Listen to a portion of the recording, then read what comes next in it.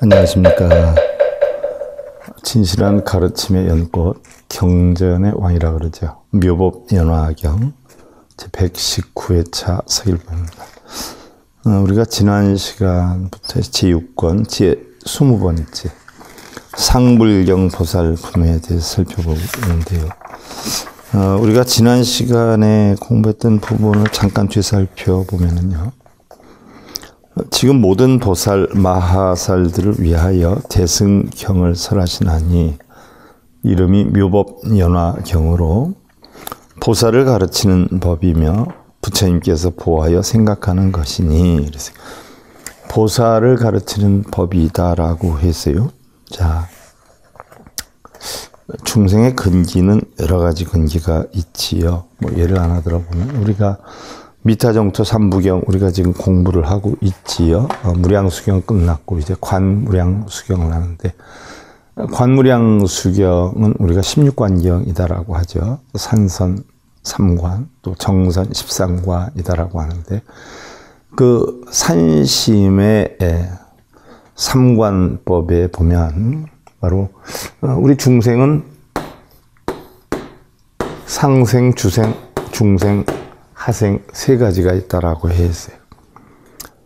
근데 우리는 보편적으로 상생, 중생, 하생 하면 그냥 사람들이 똑똑하면 상이고, 그냥 보통이면 중이고, 좀 어리석거나 부족하면 하생이다 이렇게 표현하는 경우가 많이 있는데요.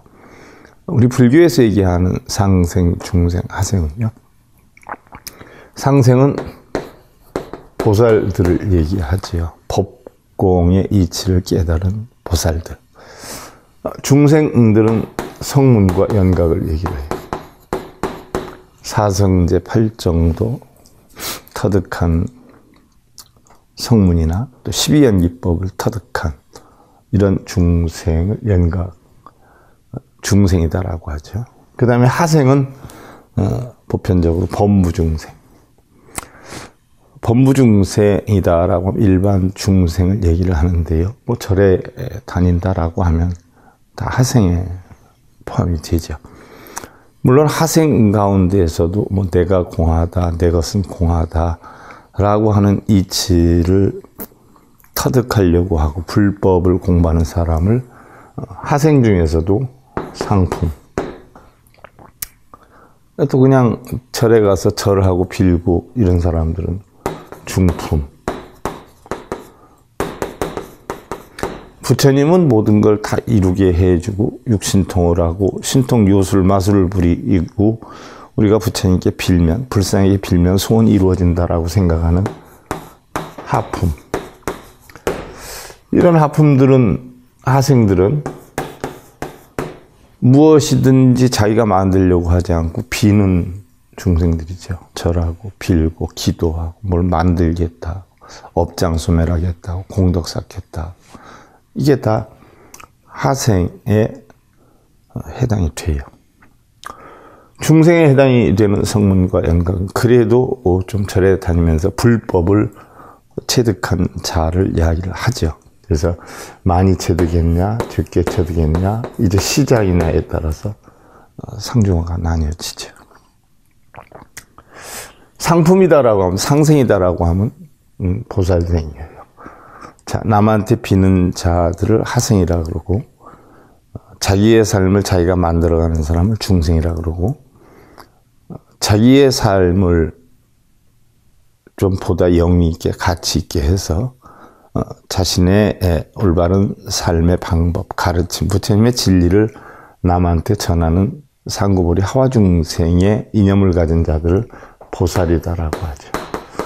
보살이다라고 하면 보살들은 보편적으로 상고보리 하와중생을 하죠. 자리이탈을 해요.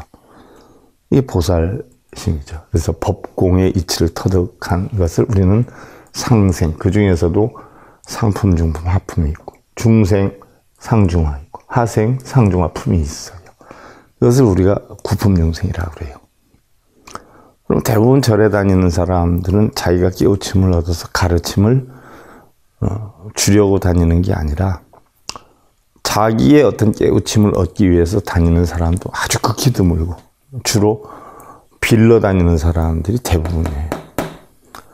이 빌러 다니는 사람들을 대상으로 해서 가만히 있으면 망념이 일고 잡념이 일어나니까 나무아미 타불이라도 칭송을 하다 보면 조용해지니까 극락갈 수 있다라고 방편으로 해서 아미타 염송을 시키기도 하지요. 이게 하생에 해당되는 중생들이에요. 그런데 묘법연화경은 보살을 가르치는 법이다라고 했어요. 반야경도 보살 마하살이 반야 바라밀다를 수행하는 데에 대해서 가르침을 주었지만 법화경은 반야경보다 한 단계 위란 말이죠. 아함경은 초등학교 유치원 수준이다라고 하면 방등경은 보편적으로 초등학교, 중학교 수준, 반야경은 중학교, 고등학교 수준이고 법화경은 고등학교, 대학 수준으로 넘어가지요. 그러니까 바로 이 법화경은 바로 상생의 보살에게 가르치는 법이다라고 했어요.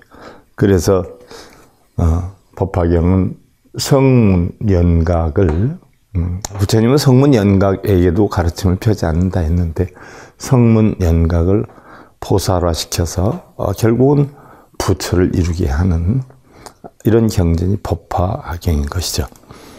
그래서 그대들은 마땅히 기쁜 마음으로 기뻐하고 역시 마땅히 부처님께 예배 공양할지니라. 저 모든 중생들은 허공의 소리를 듣고는 합장하고 사바세계를 향하여 이와 같이 말하였나니 나무 서가모니불 하였도다 라고 했어요. 가지가지 꽃과 영락과 번개와 그리고 모든 장엄신을 갖추어서 진기한 보배와 묘한 물건들을 각기 모두 함께 사바세계에 흩었느니라. 흩은 모든 물건들은 마침내 시방에서 와서 비유하면 마치 구름이 운집하는 것과 같아 변하여 보배로운 막으로 두루 이 세간의 모든 부처 위를 덮느니라. 자, 실제로 뭐 이러니까 그런 물건들이 부처 위를 덮는 줄 알고 있는 분들이 많아요. 세상에 진리가 없는 것이 없다 하는 그런 표현이기도 하죠. 이때 시방세계는 통달에 걸림없는 것이 마치 하나의 불국토와 같았느니라. 걸림이 없는 것이다 라고 하는 것은 결국 신통을 다 이룬다라는 이야기지요. 우리가 보편적으로 걸림이 있다는 것은 마음속에 좋고 나쁨, 유무, 선악, 시비 이런 것들이 다 걸림이 되는데 이런 걸림이 말끔히 없어졌다라고 하면 육신통을 이루었다. 쉽게 예를 들면 눈, 귀, 코, 혀, 몸뜻으로 인해서 형성되는 탐진치의 모든 걸림이 하나도 없는 여건이 됐다라는 이야기죠. 자, 이게 지난 시간까지 한 것이고요. 그럼 오늘 이어서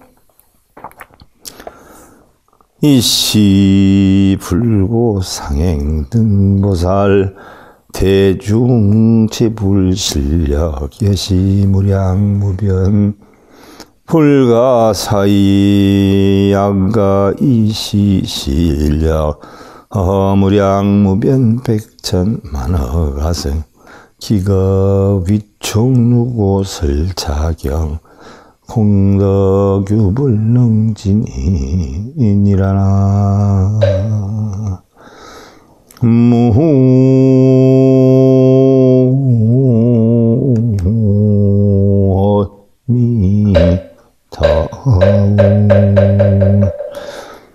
자, 그때 부처님께서 상행 등의 보살 대중에게 말씀하셨다. 상행, 상근기행을 하는 보살들에게 말씀하셨다.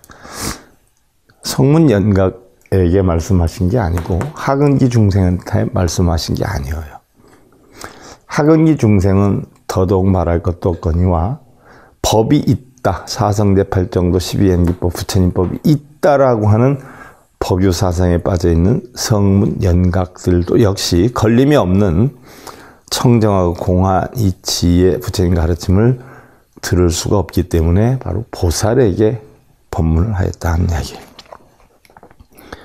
모든 부처님의 신통력은 이와 같이 한량없고 가히 없으며 불가사의 하나니 신통력. 자, 신통력이라 하니까 또 혹시 여러분들 뭐 요술 부리고 마술 부리는 이런 신통술을 부처님의 신통력으로 알고 있는데, 우리는 눈, 귀, 코, 혀, 몸뜻으로 인해서 12분별에 의해서 탐진치에 빠져 세어나질 못한단 말이죠.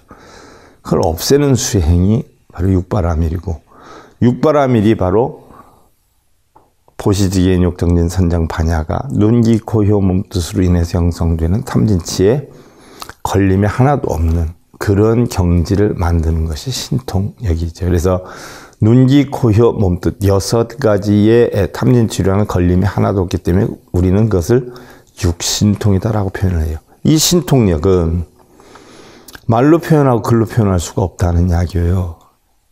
또한 한량없고 가히 없으며 불가사의 하나니, 만일 내가 이 신통력으로 한량없고 가히 없는 백천만억 아승기급 동안 부족하기 위해 이 경의 공덕을 설할지라도 오히려 능히 다 하지 못하느니라.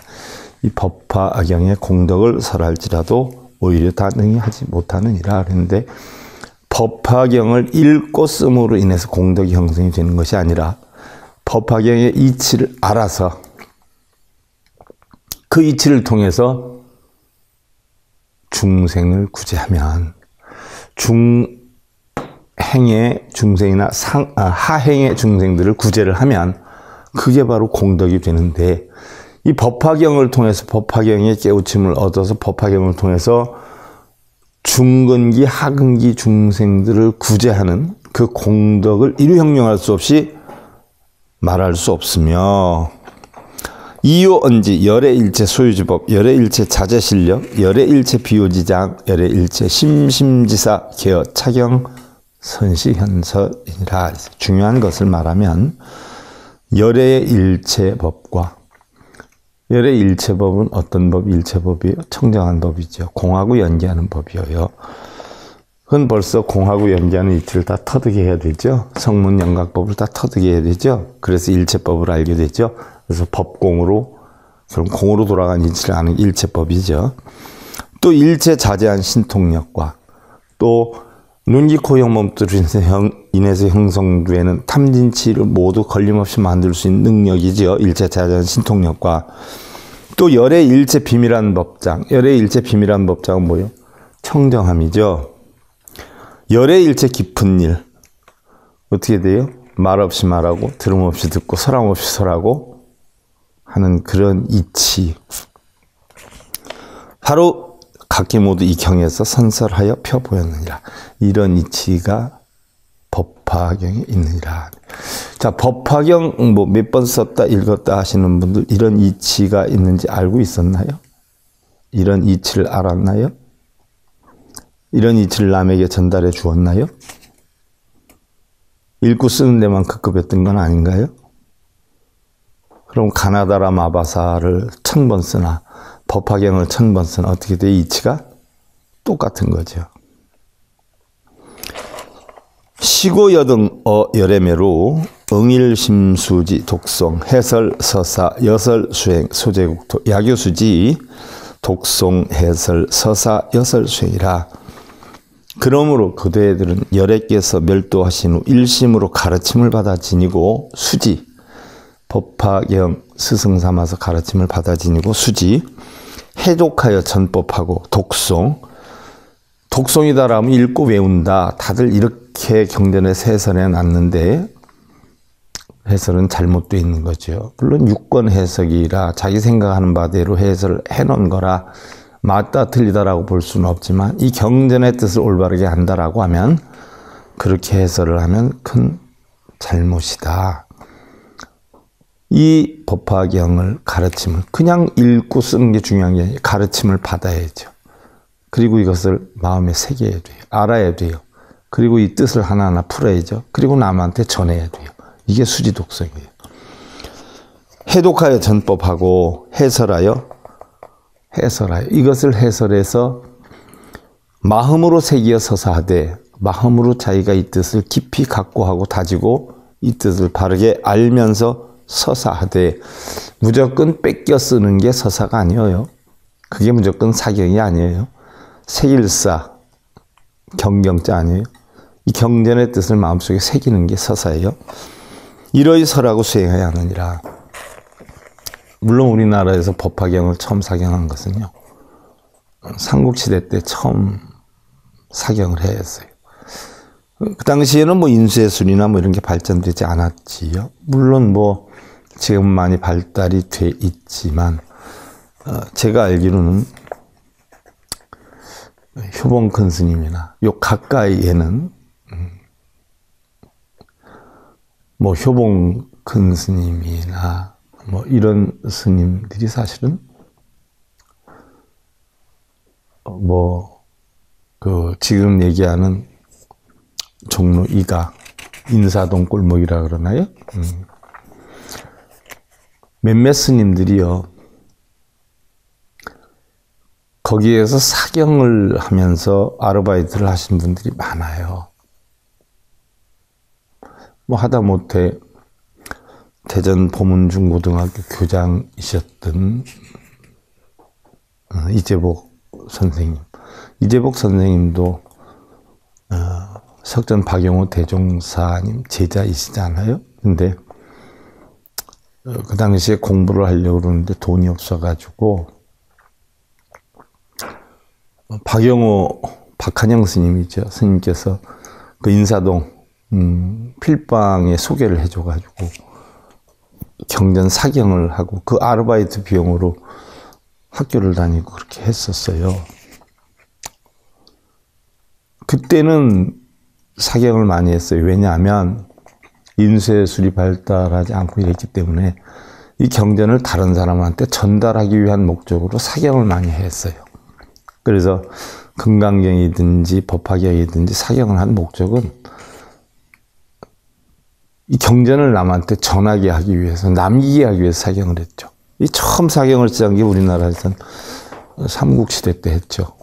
삼국시대 때 법화경 사경을 하고, 고려시대에 넘어오면서부터는 사실은 사경을 했지만 굉장히 줄어들었어요.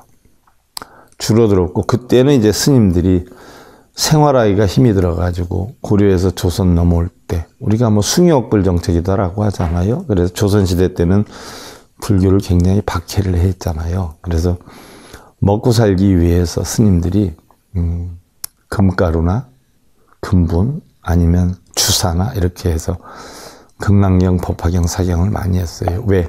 판매를 목적으로.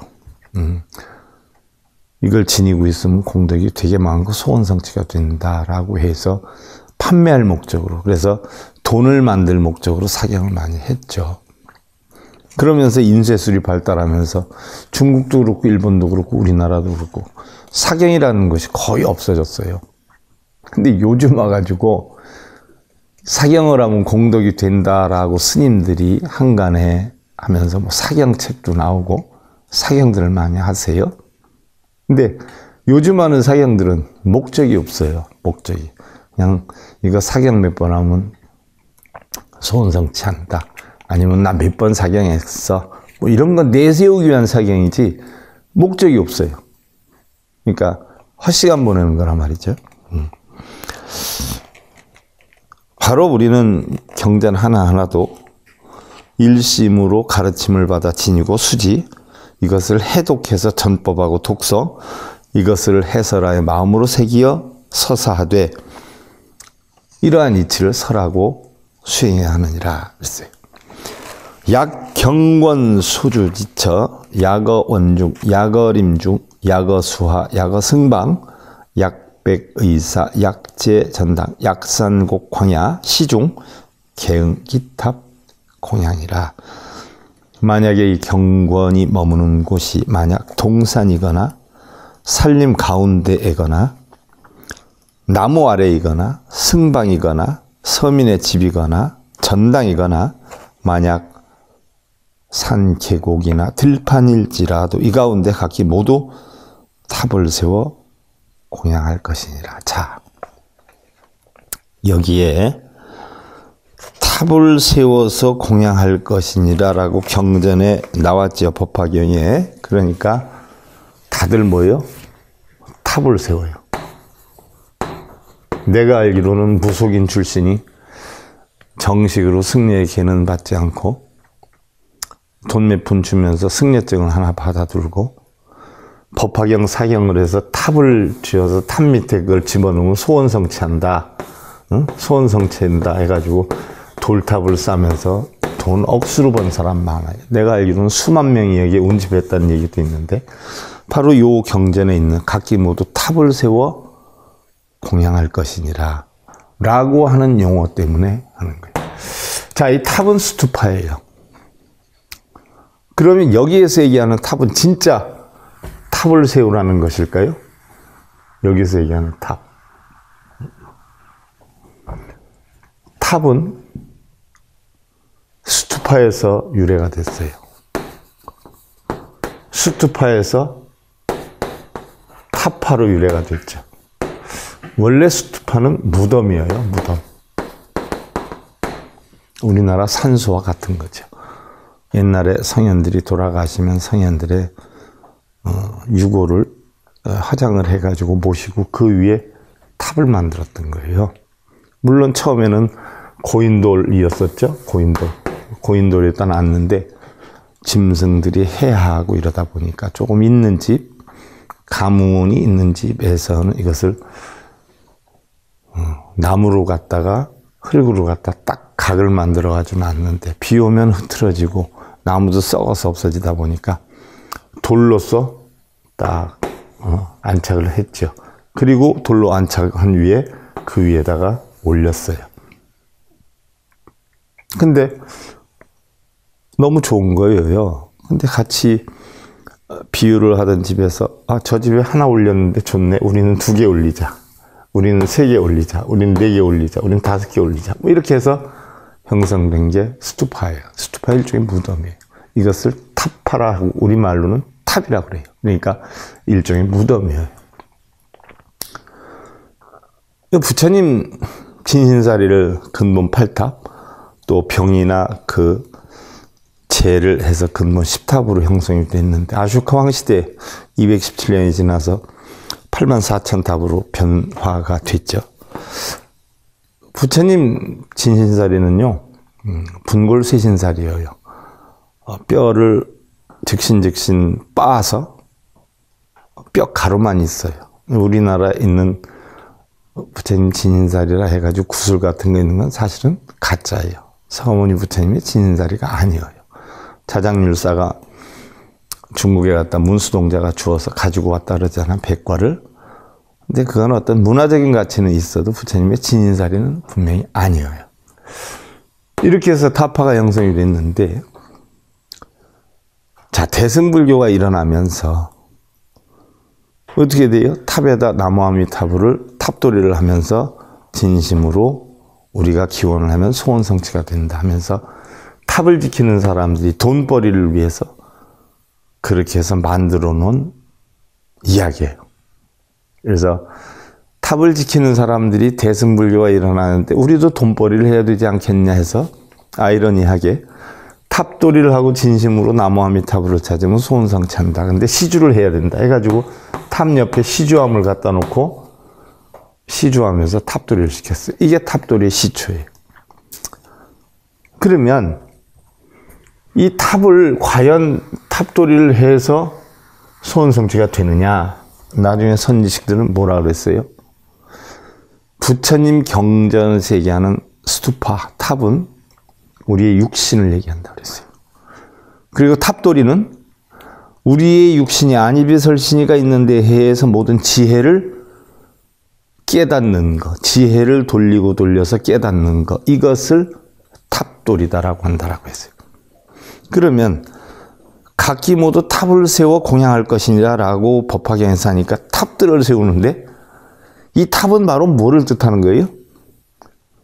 우리 유정중생, 육신이 있는 중생, 육신이 있는 중생에 깨우침을 주는 그러한 것을 탑 또는 탑돌이다, 이렇게 번역하는 것이 옳다는 얘기죠. 탑이라고 해서 돌멩이 쌓아서 탑을 올리고 거기에 법화경 상경을 해서 소원성취된다? 법화경 공부를 제대로 안 하니까 그런 일들이 벌어지는 거예요. 법화경 공부를 제대로 하면 그런 일은 있을 수도 없는 일이죠. 소이자하, 왜냐하면 당지 시처 즉시도량 제불어차 득 안옥따라 삼약삼보리 제불어차 전후법륜 제불어차 이반열반이라.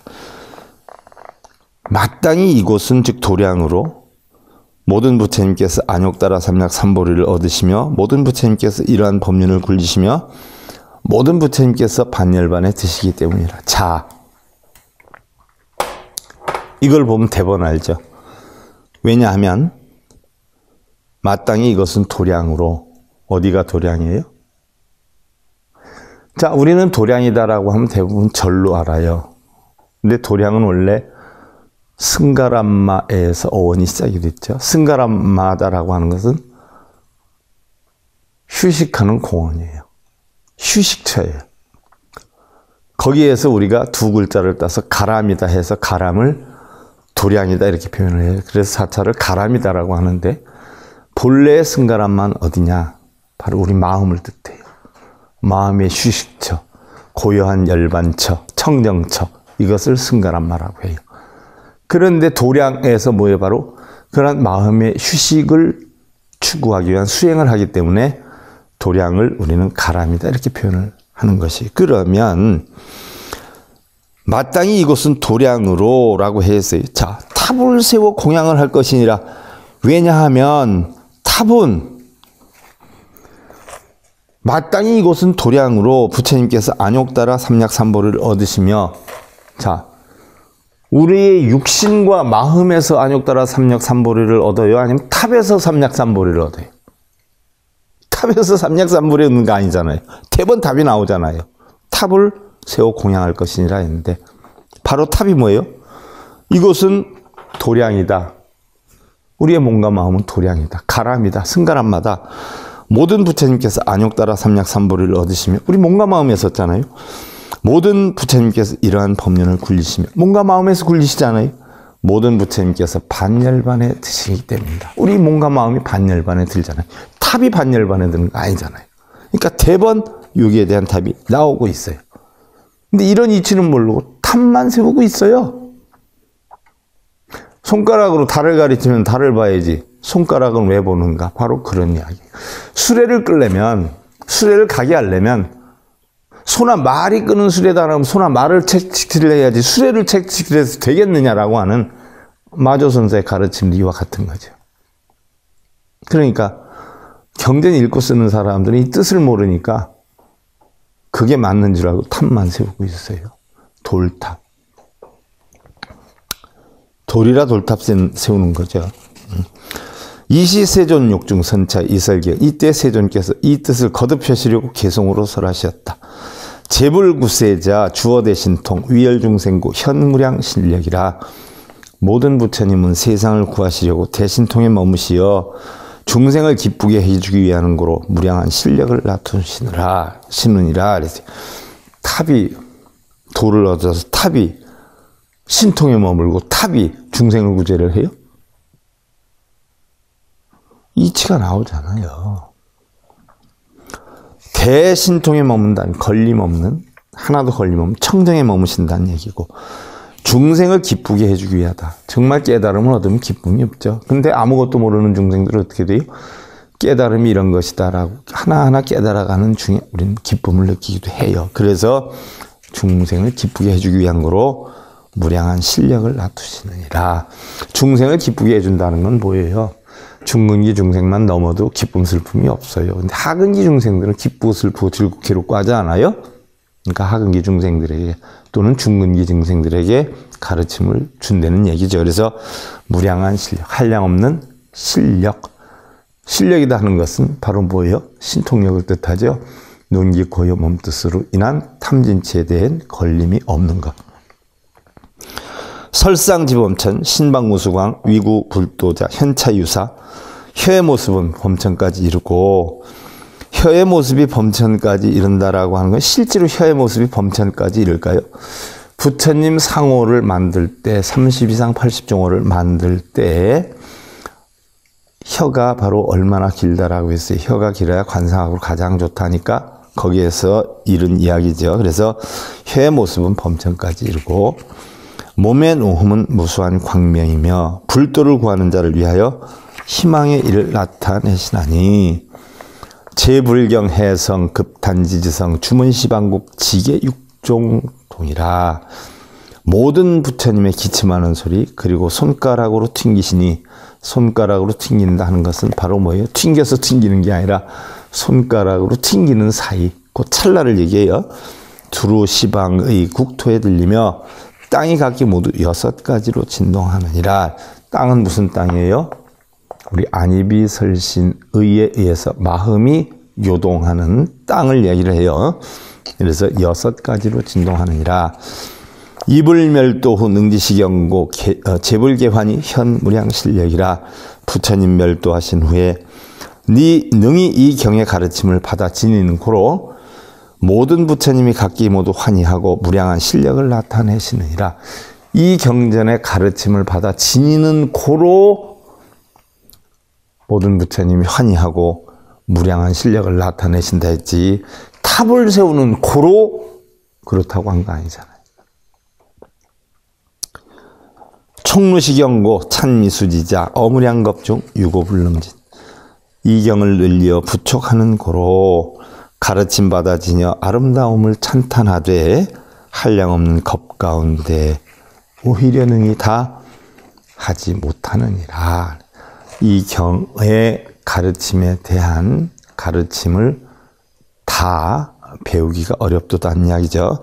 시인지공덕 무변무유공 여시방허공 불가득변제라.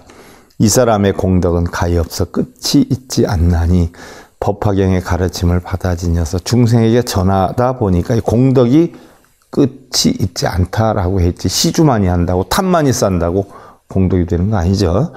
마치 시방의 허공과 같아 가히 한계를 살펴 얻을 수가 없느니라. 능지시경자 즉이 이겨나 역견다법을 급제분신자라. 능히 이경의 가르침을 받아 지니는 자, 즉 자신을 위한 나를 보라니 역시 다보불과 많은 분신들을 보느니라. 나를 본다라고 했어요. 참나를 본다, 불성을 본다, 진성을 본다라고 했어요. 그러나 진짜 보게 되면 진성도 참나도 다 공허하지요. 우견아금일 교화제보살 능지시경자 영하급 분신이라. 또한 내가 오늘 보게 되는 교화하는 모든 보살들은 능히 이경의 가르침을 받아 지니나니 나와 또한 분신이라. 부처님의 가르침을 받아 지니면 부처님의 변신이고요, 분신이고요. 지금 제가 강의하는 이런 부분을 받아 지니면 저하고 같은 분신이 된다는 이야기예요. 왜? 부처님을 법왕이다라고 하죠. 그럼 부처님의 법을 깨친 자들을 법왕자라고 하기 때문에 그렇죠. 멸도다법을 일체개환이 시방현재불병 과거 미래라. 멸도하신 다보불은 일체각기 모두 환희하게 되고 시방의 현재불이나 과거 미래불과 함께 하느니라. 역견 역공양 역영득환이 제불 좌도량 소득피요법이라. 역시 친견하고 역시 공양하며 역시 환희를 얻게 하나니 모든 부처님 도량에 앉으시어 비밀한 요법을 얻게 하느니라. 그랬어요. 과연 비밀한 요법을 얻게 한다라고 했는데 비밀한 요법은 어떤 법일까요? 바로 이 법화경의 법을 뜻하는 건데요. 자, 다음 시간에 이어서 우리가 살펴보는 것으로 하고요. 오늘 묘법연화경 제119회차 서일봉이었습니다.